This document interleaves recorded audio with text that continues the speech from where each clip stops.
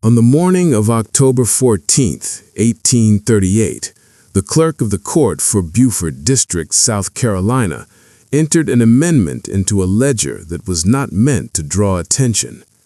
The amendment was brief. It concerned a discrepancy, specifically a discrepancy between two inventories submitted by the same landowner concerning the same property less than 60 days apart. The plantation was known formally as Ravenswood Agricultural Estate, located along the western bank of the Coosawhatchee River, approximately 11 miles inland from Port Royal Sound. Its owner, according to the 1838 tax roll, was listed as Edmund Caleb Rowe, age 46, resident of Beaufort County, exporter of rice and indigo. The discrepancy involved people. In August of that year, Rowe had submitted a sworn inventory to the Beaufort District Tax Assessor's Office, listing 263 enslaved laborers, categorized by age, sex, and assigned task. In October, he submitted a revised inventory, listing 12. No explanation was provided. The clerk, a man named Thomas J. Wickham, appended a marginal note to the record stating only that the matter requires clarification prior to acceptance. That note remains visible today in the bound volumes preserved at the South Carolina Department of Archives and History, its ink browned, its handwriting steady. What followed was not a manhunt. It was not an emergency session. It was, instead, a sequence of administrative actions, letters, inquiries, depositions, conducted under the assumption that some ordinary error had occurred. Historians agree on this point. No one at first believed that 251 people could vanish from a secured agricultural operation in the span of a single night. The earliest response came from the Beaufort District Magistrate's Office, which dispatched a junior assessor, Samuel H. Croswell, to Ravenswood on October 19, 1838, to reconcile the numbers. Croswell's surviving field notebook is unremarkable. It contains measurements of irrigation channels, counts of rice barrels and storage, notes on the condition of dikes and floodgates following a late-season storm, and on its fourth page, a list of names copied from an earlier plantation register. Each name is crossed out. Croswell noted no signs of forced departure, no broken restraints, no abandoned wagons, no surplus clothing, no evidence of violence. He did, however, record something else. The sleeping quarters, which should have shown signs of abrupt abandonment, were clean. Beds were made. Cooking implements were washed and stacked. Personal items, small carvings, spoons, scraps of fabric, were gone. Crowell concluded in his report dated October 22nd that the individuals formerly listed have departed the property in an orderly fashion at a time presently undetermined. Orderly. That word appears again and again in the documents that follow. At no point in the initial investigation does anyone describe chaos. The overseer, a man named Jonathan Pike, testified under oath that he conducted a standard evening count at sunset on September 3, 1838. He recorded 261 individuals present, accounting for 2 absences due to illness. At dawn the following morning, he found the fields empty. Pike stated that no alarms were raised during the night. No dogs barked. No boats were missing from the river landing. No tracks were visible in the packed earth roads leading away from the estate. He was dismissed from his position 2 weeks later, not for negligence, but because, as Rowe wrote in a private letter, His presence invites questions I cannot answer.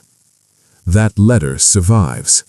It is held in the Rowe Family Papers collection at the University of South Carolina, catalogued but rarely cited.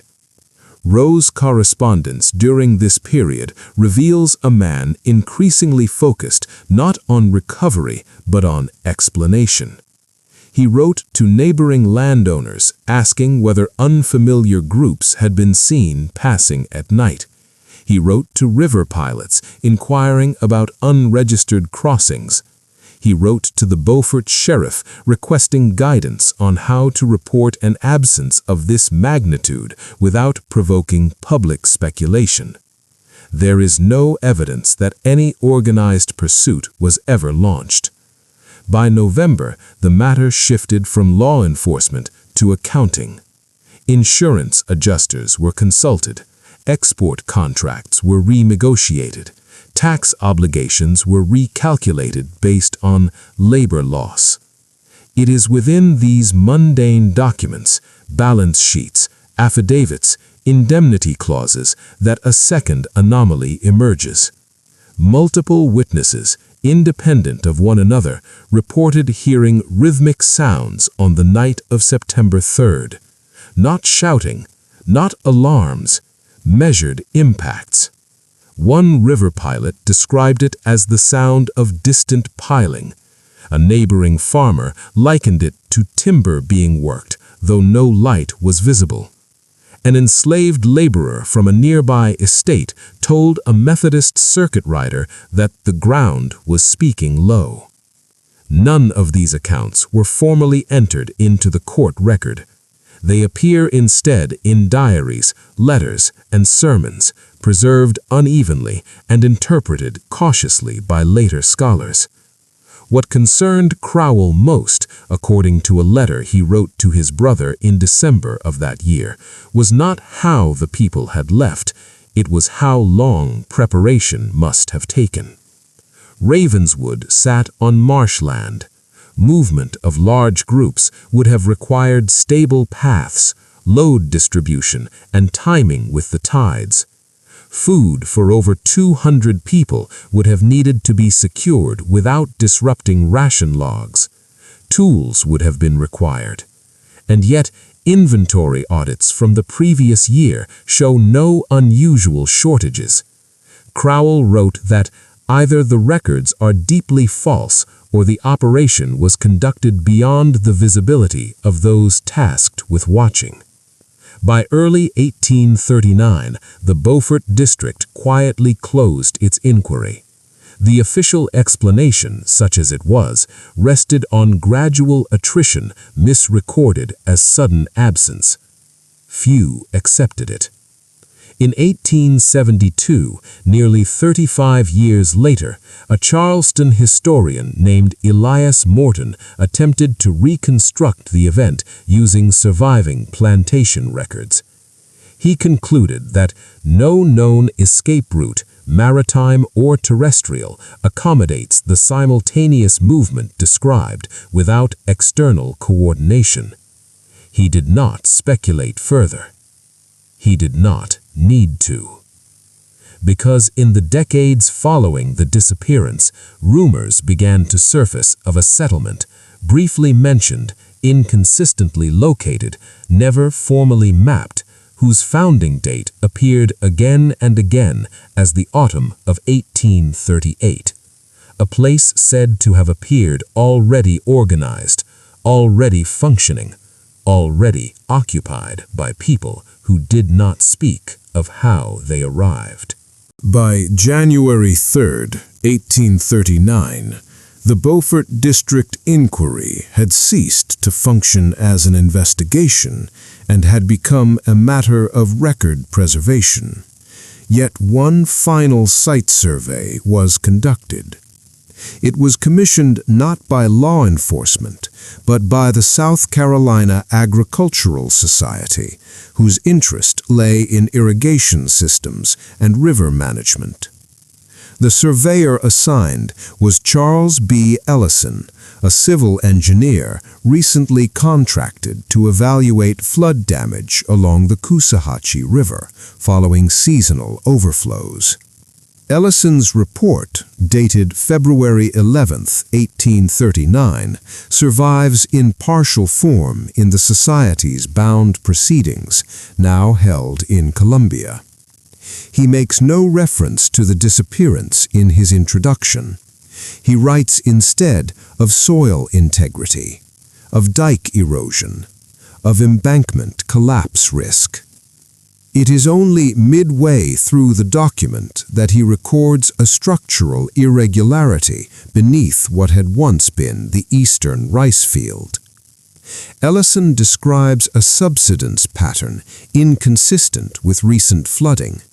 The ground, he noted, had settled in a long, narrow depression approximately 4 feet wide and extending, by his pacing, nearly 120 yards toward the tree line bordering the marsh. He ordered shallow probing. At a depth of 3 feet, the probes encountered compacted timber, not driftwood, not root systems, timber cut and shaped. Ellison's language remains technical. He refers to subterranean framing members aligned in parallel fashion, exhibiting mortise and tenon joinery. He notes the presence of hand-planed surfaces. He measures spacing intervals between supports at roughly 18 inches. He does not speculate about purpose. The framing extended beyond the depression and continued under undisturbed earth. Ellison halted further excavation due to soil instability and lack of authorization. He included a hand-drawn cross-section in his appendix, illustrating what he termed a buried passage of unknown function. The drawing is precise. The passage appears large enough to allow crouched human movement. The interior height, based on beam placement, would have reached approximately 4.5 feet at its apex. Ventilation shafts were not immediately visible. Ellison's final paragraph on the subject is brief.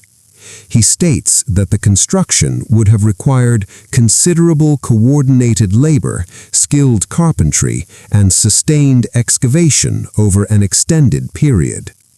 He adds that no such project was recorded in plantation maintenance logs. The Agricultural Society did not publish this section in its annual digest. It appears only in the archived draft copy. In March of 1839, Magistrate Crowell returned to Ravenswood at his own initiative. His private notebook from that visit includes a single line written more heavily than the rest. Quote, "Not departure across the surface." End quote. Crowell was not an engineer, but he understood scale. To construct a passage of 100 yards through marshland without detection would have required removal of soil. It would have required timber procurement. It would have required time. Plantation ledgers from 1836 through 1838 list standard tool inventories: spades, hoes, draw knives, augers. None show abnormal depletion. Timber purchases remained consistent with routine maintenance, which suggests either meticulous concealment within routine usage or participation beyond the enslaved workforce alone. Crowell's final memorandum to the Beaufort District clerk proposed no accusation. It stated only that, quote, "The appearance appears infrastructural," end quote. That word does not reappear in official correspondence. During the summer of 1839, laborers hired to restore irrigation channels reported finding compacted soil differing from surrounding marsh deposits. The soil was denser, layered in alternating bands of sand and clay, as if deliberately backfilled. Samples were not preserved. The plantation house itself underwent partial demolition in 1847 following a fire. During foundation clearing, workers uncovered additional timber bracing aligned with Ellison's earlier measurements. The structure had not collapsed. It had been filled. By the time formal abolition reached South Carolina in 1865, Ravenswood was no longer operational. The land had reverted to secondary growth. Local accounts from Reconstruction-era Freedmen's Bureau agents mention, quote, "the old place where they went under," end quote. The phrase appears in an 1867 report filed by Bureau officer Henry L. Porter, now archived in Washington. Porter did not investigate further. His focus was voter registration and labor contracts. Yet oral references begin to cluster around one name, not the owner, not the overseer, a carpenter. Plantation repair logs from 1835 list a skilled enslaved worker identified as Josiah Hale, age approximately 32, described as frame specialist. Hale appears frequently in maintenance annotations. He was assigned to dock repair in 1836, to rice mill reinforcement in early 1838, to barn loft construction that same year. His name does not appear in the October 1838 revised inventory. A letter written by Edmund Rowe in September 1838 to his cousin in Charleston mentions Hale once. Rowe refers to him as indispensable, though given to silence, end quote. There are no recorded disciplinary actions against Hale, no escape attempts noted, no sale record. In 1879, historian Elias Morton interviewed a formerly enslaved man named Daniel Broudus, who claimed to have grown up beyond the Marsh settlement. Morton's notes, preserved in the Charleston Historical Manuscripts collection, include Broudus's recollection that, quote, "the tunnel was not for hiding, it was for leaving without being seen leave," end quote. Broudus offered no diagram, no map. He stated that the passage did not end at the marsh, it continued. Morton did not confirm this claim. Modern ground-penetrating radar surveys conducted in 1998 by researchers from the University of South Carolina identified linear anomalies beneath portions of the former Ravenswood property, consistent with buried structural remains. Funding limitations prevented full excavation. The data remains inconclusive. If a subterranean corridor existed extending beyond plantation boundaries, it would have required knowledge of soil behavior, load distribution, ventilation, and drainage.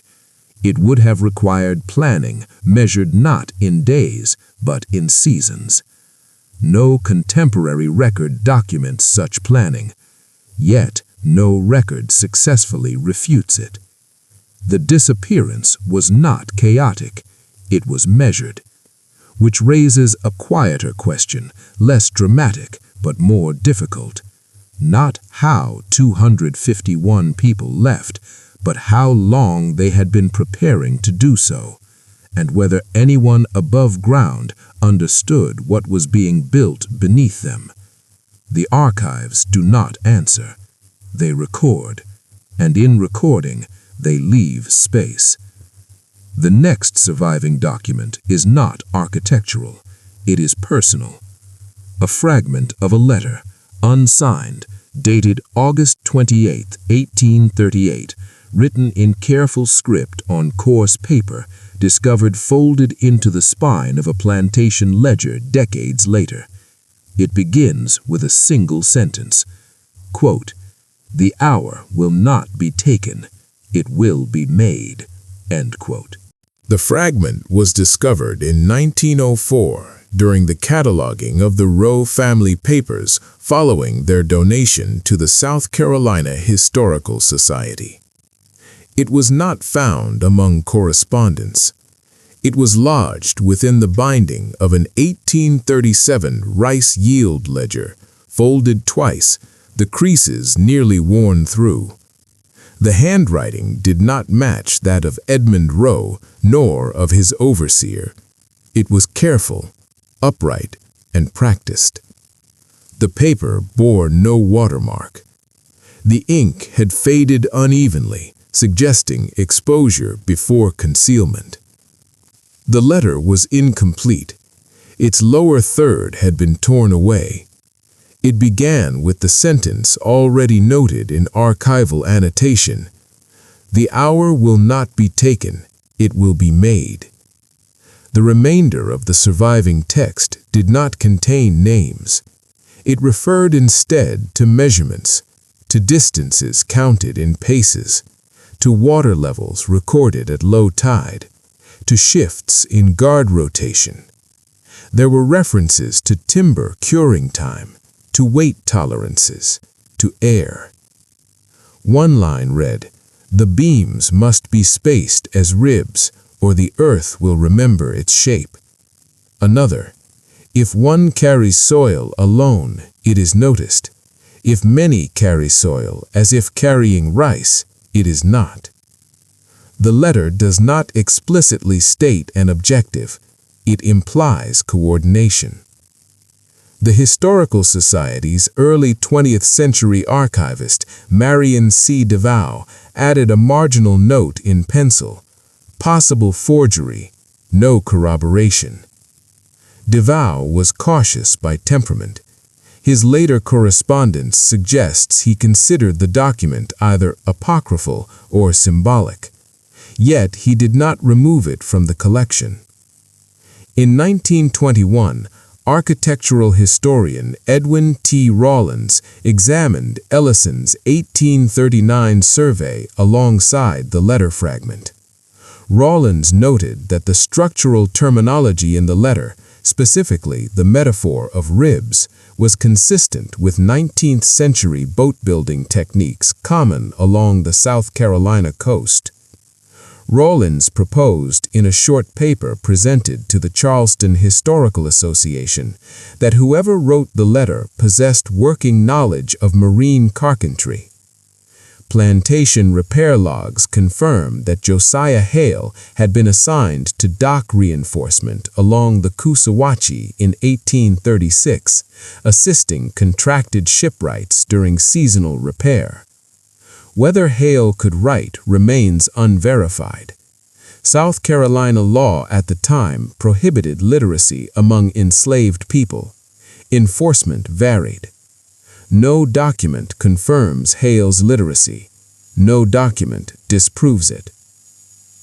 In April 1840, a deposition was taken in Savannah, Georgia, in connection with a separate case involving an alleged maroon settlement discovered along the Ogeechee River. The deposition mentions a carpenter from the North Marsh who spoke of a passage built before the leaving. The deponent refused to provide a name. The Savannah court dismissed the matter for lack of evidence. By the mid-1850s, references to a settlement, sometimes called Haven Ridge, sometimes simply the settlement, appear sporadically in missionary correspondence and freedmen's church registries, though never on formal maps. One 1858 missionary letter describes a community self-ordered, with timber dwellings set upon raised earth, constructed with skill uncommon for their circumstance. The letter notes that many of the older elders declined to discuss origins.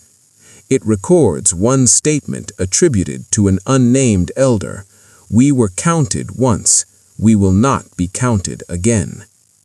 There is no formal charter for Haven Ridge, no deed, no state recognition prior to Reconstruction.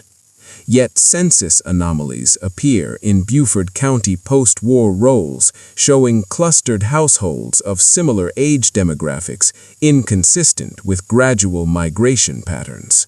Demographers observing the 1870 federal census observed that a particular inland tract, approximately 14 miles northwest of Ravenswood, showed a sudden concentration of individuals aged 40 to 55 who reported no prior place of residence.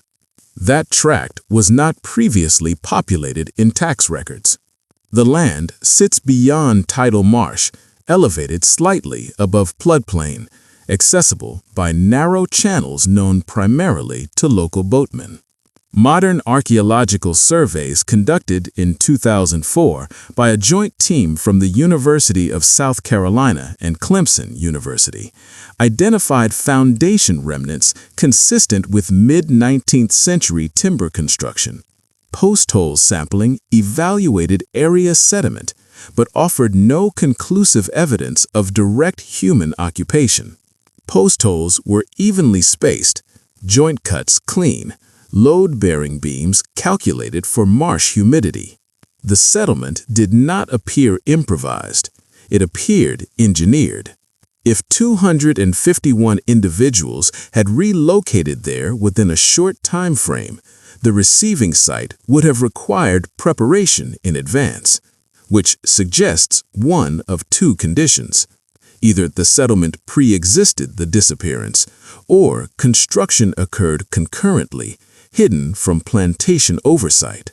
Both scenarios present logistical challenges.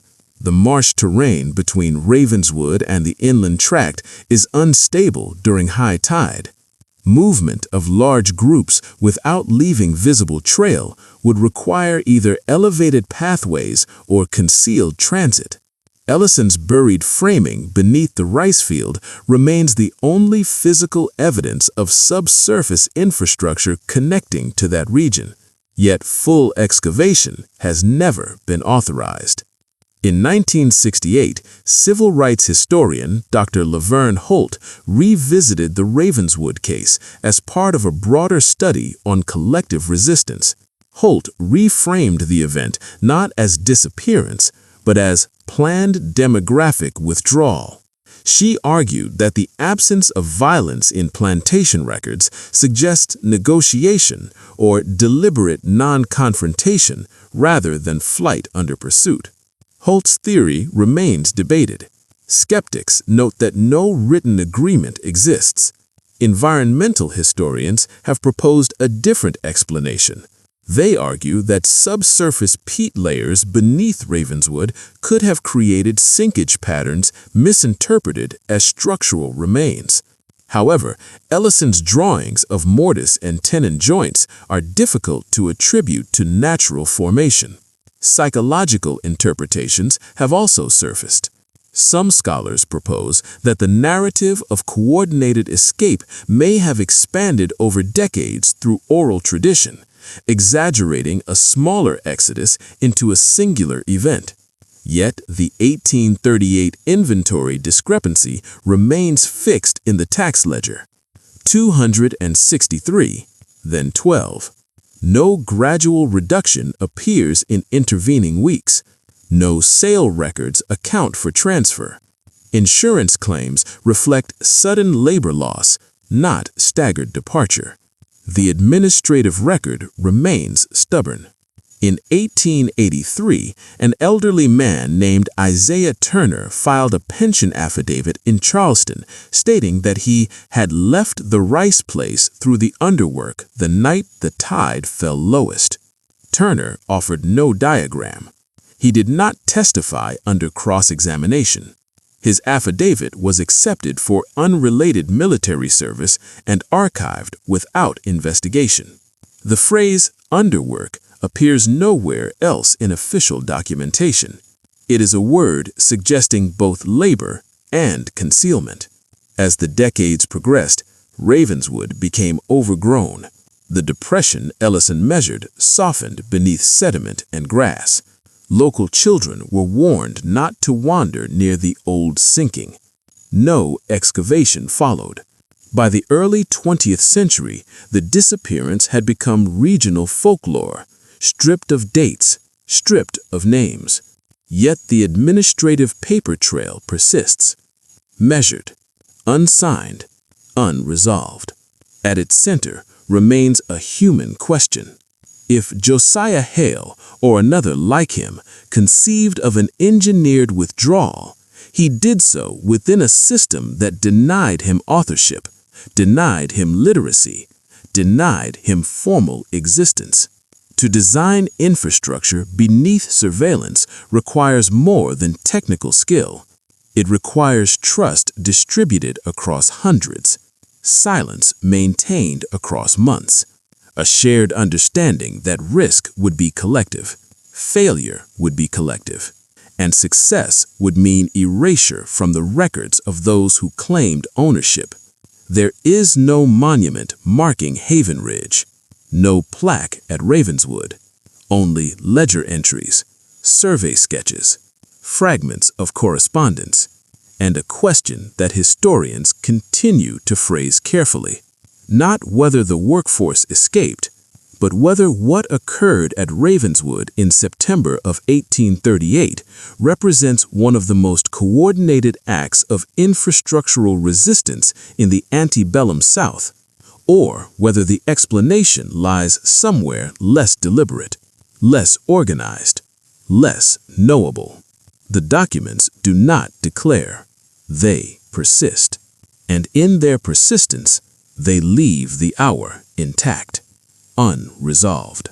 In January of 1840, nearly 16 months after the revised inventory had been filed, Edmund Caleb Rowe petitioned the South Carolina Court of Equity for compensation under a private labor loss insurance policy issued through the Charleston Maritime and Agricultural Indemnity Company. The petition survives in docket file E1840-117, preserved on microfilm in Columbia. Rowe's language is restrained. He does not describe escape. He does not describe theft. He does not describe insurrection. He describes catastrophic and simultaneous labor deprivation under circumstances beyond immediate explanation. The insurance company rejected the claim within 3 weeks. Their denial letter, signed by underwriter Benjamin L. Drayton, cites Clause 12 of the policy, excluding coverage for losses arising from coordinated withdrawal, rebellion, or premeditated collective action. The wording is precise: coordinated withdrawal. The company's legal counsel requested sworn testimony regarding security measures in place on the night of September 3, 1838. Rowe complied. His deposition, dated February 14, 1840, states that no armed patrol beyond routine oversight was employed. He affirms that the enslaved population had exhibited no visible agitation. He insists that no evidence of external conspiracy has been discovered. Under cross-examination, Rowe was asked whether any skilled laborers on his estate had unusual autonomy of movement. He answered, only as required for maintenance. The court did not press further. The matter was dismissed on April 2, 1840, without formal ruling on causation. The dismissal rested solely on policy interpretation. Yet the language of the proceedings reveals something significant. Neither the insurance company nor the court suggested that 251 individuals had simply fled in panic. The legal framework assumed planning, which left the state in an uncertain position.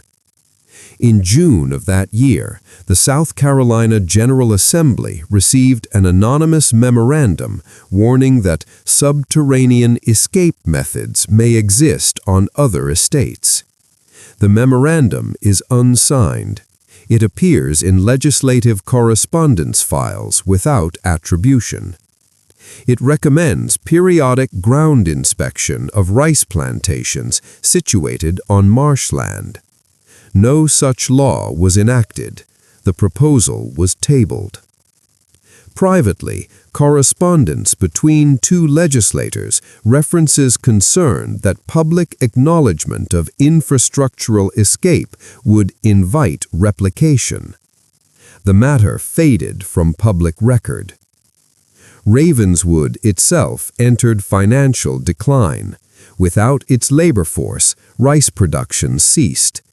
Rowe attempted partial mechanization in 1841, importing experimental threshing equipment from Savannah, but the soil maintenance required continuous manual management. By 1843, portions of the estate were sold to satisfy debt. No criminal charges were ever filed.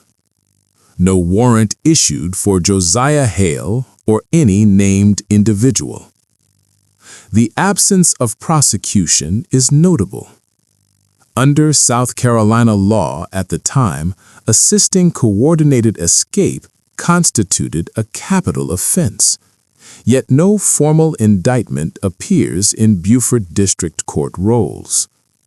One possible explanation emerges in a letter written by Sheriff Caleb Norwood in late 1839. Norwood writes to a colleague that to pursue would require admission of failure at a scale unsustainable for district reputation. In other words, prosecution would necessitate public acknowledgement that a plantation workforce had engineered its own disappearance without violence. Silence, administratively, was simpler. During the 1850s, as sectional tensions intensified nationally, Ravenswood was occasionally cited in private planter correspondence as cautionary example. One letter from 1856 references the Coosawhatchee event and advises stricter monitoring of carpentry tools. But the reference is oblique. The Civil War intervened before any formal statewide review occurred. After 1865, the Freedmen's Bureau briefly re-examined plantation records to resolve labor disputes. Agent Henry L. Porter's 1867 notation, "The old place where they went under," appears in this context. Porter did not pursue structural investigation. His mandate concerned contract enforcement and voter registration, not historical anomalies. In 1871, during Reconstruction, a local newspaper in Beaufort printed a short retrospective piece on pre-war plantation losses. It mentioned Ravenswood in a single paragraph, stating that its workforce evaporated in a manner never legally clarified. The article drew no follow-up. By the late 19th century, institutional memory had thinned, yet academic interest resurfaced periodically. In 1912, civil engineer Thomas Weatherby petitioned the state to conduct a controlled excavation of the Ravenswood Depression identified in Ellison's survey. The request was denied due to funding limitations and concerns over destabilizing reclaimed farmland. In 1933, during the New Deal infrastructure mapping, Works Progress Administration surveyors marked the Ravenswood tract as historically irregular ground structure. No excavation followed. It was not until 1968, amid renewed scholarly focus on collective resistance movements, that Dr. Laverne Holt reframed the event as infrastructural coordination. Her paper, presented at Howard University, argued that the legal silence surrounding Ravenswood itself instructive. No criminal charges were ever filed. No warrant issued for Josiah Hale or any named individual. The absence of prosecution is notable. Under South Carolina law at the time, assisting coordinated escape constituted a capital offense, yet no formal indictment appears in Beaufort District Court rolls. One possible explanation emerges in a letter written by Sheriff Caleb Norwood in late 1839. Norwood writes to a colleague that to pursue would require admission of failure at a scale unsustainable for district reputation. In other words, prosecution would necessitate public acknowledgement that a plantation workforce had engineered its own disappearance without violence.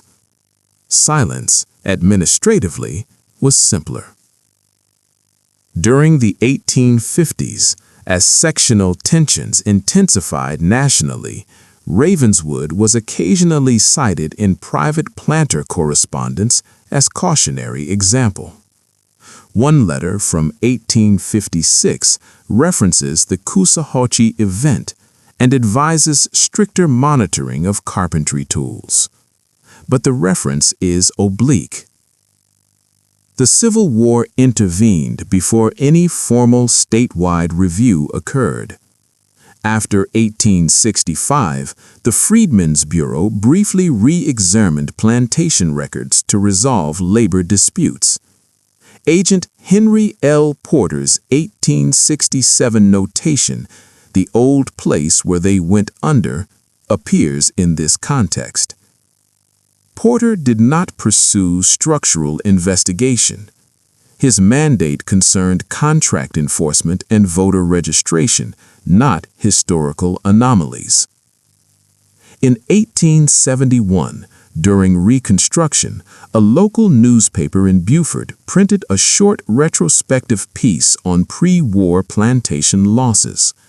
It mentioned Ravenswood in a single paragraph, stating that its workforce evaporated in a manner never legally clarified. The article drew no follow-up. By the late 19th century, institutional memory had thinned, yet academic interest resurfaced periodically. In 1912, civil engineer Thomas Weatherby petitioned the state to conduct a controlled excavation of the Ravenswood Depression identified in Ellison's survey. The request was denied due to funding limitations and concerns over destabilizing reclaimed farmland. In 1933, during the New Deal infrastructure mapping, Works Progress Administration surveyors marked the Ravenswood tract as historically irregular ground structure. No excavation followed. It was not until 1968, amid renewed scholarly focus on collective resistance movements, that Dr. Laverne Holt reframed the event as infrastructural coordination. Her paper, presented at Howard University, argued that the legal silence surrounding Ravenswood itself instructive. After the partial excavation of 1998, interest in Ravenswood entered a quieter phase. No definitive discovery had been made. No definitive refutation had been achieved. The timber fragments recovered were catalogued, carbon dated, and stored in climate-controlled archive boxes labeled only with site coordinates and accession numbers. The wood confirmed what Ellison had sketched in 1839. Shaped beams, mortise and tenon joints, deliberate placement. What the fragments did not confirm was extent. Without full excavation, no continuous corridor could be traced. Without a continuous corridor, no formal declaration of tunnel could be issued. And without that declaration, the event remained suspended between engineering and conjecture. In 2004, a doctoral dissertation at the University of South Carolina revisited census clustering near the inland tract long associated with Haven Ridge. The study analyzed demographic distribution, surname recurrence, and migration patterns between 1865 and 1880. The findings were cautious. The demographic concentration could indicate coordinated relocation. It could also reflect post-war kinship regrouping common across the region. The author concluded with a sentence that echoes much of the Ravenswood scholarship. The absence of contradictory evidence does not constitute confirmation. Meanwhile, environmental studies conducted between 2006 and 2012 examined tidal charts reconstructed from naval logs preserved in Charleston Harbor records. One entry, dated September 3, 1838, recorded an unusually low nocturnal tide along the coast. Hydrological modeling suggested that such a tide would have temporarily exposed narrow mudflats and hidden channels extending inland. This does not establish usage, it establishes opportunity. In 2015, the South Carolina Department of Archives and History received a renewed proposal for comprehensive excavation. The proposal included modern ground-penetrating radar, soil stability bracing, and underwater channel mapping. Funding was not approved. The official reasoning cited preservation concerns and uncertain outcome. Privately, correspondence between review committee members reflects hesitation about disturbing what one called a site defined as much by absence as by structure. By that time, Haven Ridge, if that was indeed the inland settlement, had long since dissolved into conventional geography. Property deeds of the early 20th century subdivided the tract. Timber harvesting altered surface contours. Only subtle elevation shifts and irregular drainage patterns hinted at earlier planning. Archaeologists who walked the site in 2018 described the terrain as quietly deliberate. No standing buildings remain, no marked graves. Yet soil compaction tests reveal patterned density where structures once stood. It is possible that a community flourished there for decades before dispersing naturally through migration, marriage, and economic change. It is also possible that the settlement was smaller than later accounts suggested, or larger. The documentary record does not decide. In 2020, historian Mariah Ellington published a reassessment titled Infrastructure and Silence: Collective Action in the Lowcountry. Ellington noted that every institutional encounter with the event, insurance court, legislature, sheriff's office, historical society, processed it in a way that minimized spectacle. No headlines declared an engineered escape. No broadside pamphlets warned of underground revolt. Instead, the event was absorbed into procedural language: labor deprivation, structural irregularity, unverified corridor. Ellington suggested that silence may have functioned as mutual preservation. For the planter class, acknowledgement of organized infrastructural resistance threatened the premise of total oversight. For the emerging settlement, silence protected survival. Neither side benefited from theatrical retelling. If a tunnel existed, and the surviving evidence suggests shaped timber beneath the fields, it may have served not as dramatic passage, but as concealed staging ground, a way to vanish without pursuit, a way to reduce confrontation, a way to transform presence into absence before authority could react. The philosophical implications extend beyond geography. Ravenswood forces a reconsideration of scale. 251 individuals cannot coordinate without communication. Communication cannot occur without trust. Trust cannot sustain itself without shared vision. Whether that vision was authored by Josiah Hale or by a collective mind remains unknown. His name persists only in maintenance logs and a cousin's letter describing him as indispensable, though given to silence. If Hale conceived of structural withdrawal, he left no signed blueprint. If he did not, then the planning belonged to many whose names never entered the ledger at all. In either case, the event challenges a common assumption embedded in plantation records, that control was continuous and visible. The Ravenswood documents suggest something different. They suggest preparation beneath routine, construction within supervision, coordination within imposed limitation. The legal system attempted categorization and found only policy exclusion. The legislature considered inspection and chose restraint. The Academy continues to analyze soil density, tidal charts, and census rolls. The ground remains layered. No monument marks the eastern rice field. No official plaque commemorates Haven Ridge. Yet, in the Beaufort tax ledger of October 14, 1838, the amended inventory remains visible.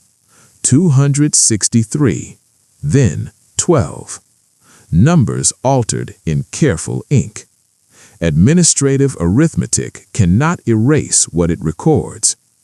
The vanishing hour endures not because it was witnessed, but because it was documented. And documentation, even when cautious, preserves anomaly. History often celebrates uprising when it is loud. Ravenswood suggests another form: measured, engineered, collective, unannounced. The archives do not confirm every claim. They do not resolve every doubt. But they establish that on a September night of 1838, an entire workforce ceased to exist within the structure that claimed ownership of it. Whether they passed beneath earth, across marsh, or through channels revealed by rare tide, the result was the same. They were counted once, and then they were not. The hour was not taken, it was made. And it remains in the quiet language of record books and soil surveys, unresolved. If you value deeply researched, document-based historical mysteries told with restraint and evidence, consider subscribing Past Without Witness. New investigations are released weekly, drawn from overlooked archives and unresolved records.